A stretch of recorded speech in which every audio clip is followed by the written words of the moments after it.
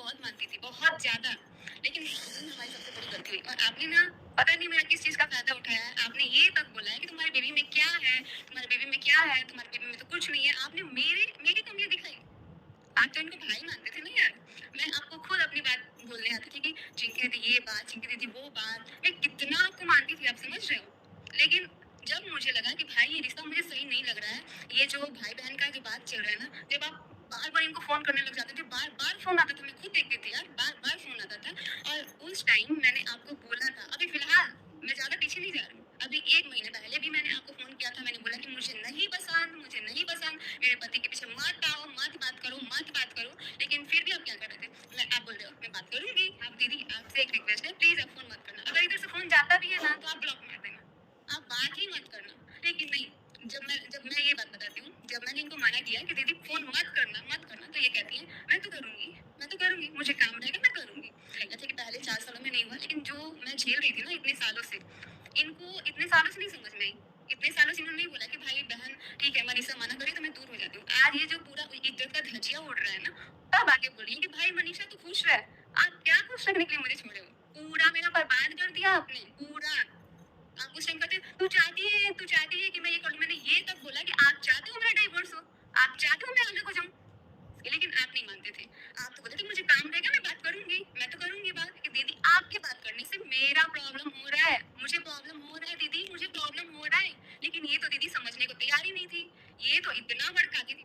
अरे भाई साहब वो आपने खुद से नहीं बोला था कि हाँ, चलो मैं तुम दोनों का वीडियो बना देती हूँ।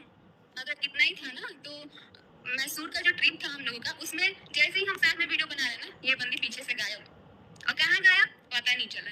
वो तो लोकेशन था तो ये जाके मेरे पति सचिन दास ये जाके पीछे पीछे गया, वहां तक ढूंढे। मेरा तो पूरा पारा हाई हो गया था, इतना ज्यादा मुझे गुस्सा आ रहा था कि इतना इतना ड्रामा मेरे को तो बर्दाश्त नहीं हो रहा था। और उसके बाद से ये लास्ट में क्या बोलती है कि ये तो मेरे साथ अच्छे से बिहेव नहीं कर रही, ये तो अलग अलग रह रही है, ये तो हो जाती है ना। मुझे ये सब चीज अच्छा नहीं लग रहा है, मैं नहीं झेल पाऊंगी। क्योंकि मैं हर एक ट्रिप खराब की हूँ, मैं हर एक ट्रिप दे रही हूँ। ये इतना ज्यादा मतलब परेशान करके रख देती थी। तो मैं अपने इंस्टाग्राम पे स्टोरी लगा देती थी या फिर फोटो। उस चीज को भी मनीषा तुमने ये क्यों लगाया? ठीक है, अगर मैं नहीं मेरी से नहीं बोलती थी, इनसे बुलवाती थी। ये मेरे को बोलेंगे तुमने क्यों लगाया ऐसा स्टेटस? भाई मुझे दिक्कत थी, मुझे प्रॉब्लम था। अब आपकी इज्जत की बात आई है तो आज आपको कितना बुरा लग रहा है? वैसे ही 1 डेढ़ साल से हम ये सारी चीज़ें झेल रहे थे। अगर इतना अच्छे से बोल दी होती ना, तो आज ये जो कचरा भाई-बहन वाला भी हो रहा है ना, भाई-बहन का तो रिश्ता मैं तो अपनी ज़िंदगी में कभी राखी नहीं बाँधूँगी अपने भाई को। सच बता रही हूँ। क्योंकि खत्म है, भाई-बहन का रिश्ता ही खत्म। इतना गंदगी फैल गया है ना भाई-बहन के नाम पे। जितने तुमने कॉलेज में लड़के नहीं देखे ना, उतने मेरे पीछे घूमते हैं। मैं घूमते हैं तो उन्हीं को घुमाओ ना, उन्हीं को घुमाओ आप। अच्छा, मैं रिक्वेस्ट कर रही हूँ कि आगे मत बढ़ाइए। इनके रिक्वेस्ट करने से हम आगे नहीं बढ़ाएंगे, ठीक है। लेकिन मैंने भी इनसे बहुत रो रो के रिक्वेस्ट किया था कि मत बात करना, मेरा डिवोर्स हो जाएगा इस चीज से, मेरा घर टूट जाएगा। उसके लिए कितना लड़ाई हुआ। इसके पहले भी ना मैं अपनी सासू माँ से ये सारी चीज जब बताई थी ना, तो कह रही है पति पत्नी के बीच, पति पत्नी का रिश्ता किसी तीसरे की वजह से खराब नहीं होता है। प्रूफ दो तीसरे की वजह से खराब नहीं होता है, मुझे इसका प्रूफ चाहिए।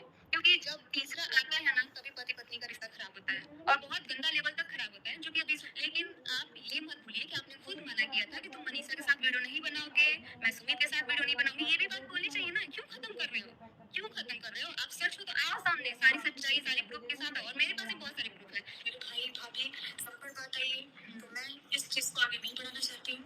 सबसे बात आई है तो नहीं बढ़ाना चाहती है, सबके बात नहीं आती तो इनको बढ़ाना था मैटर को। रॉकेट आपका महल देखकर मुझे बात सुनिए ध्यान।